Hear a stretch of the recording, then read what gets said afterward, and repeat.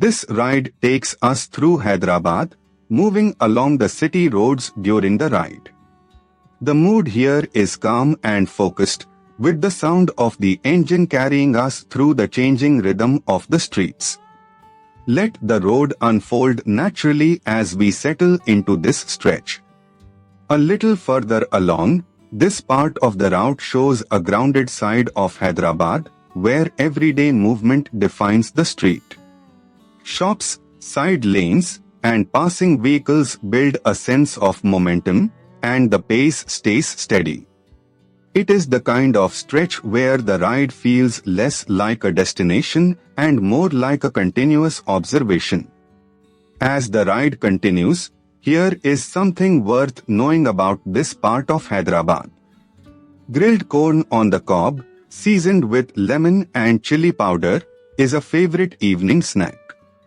That local detail adds depth to what might otherwise seem like a simple road, and it reminds you that every ride here passes through layers of history and routine.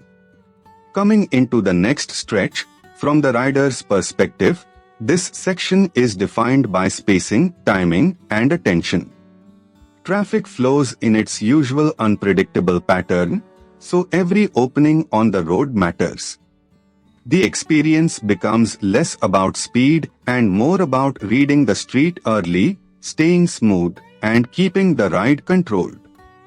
Further down the route, as the route continues, the presence of modern high-tech gives this stretch a stronger sense of place. Landmarks like this help anchor the ride because they turn a moving sequence of roads into something memorable. With the road opening ahead, the atmosphere here changes with the hour, and the weather adds its own character to the ride.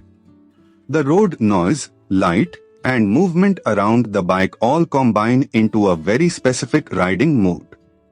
That is what makes city POV footage work best when the narration supports the scene.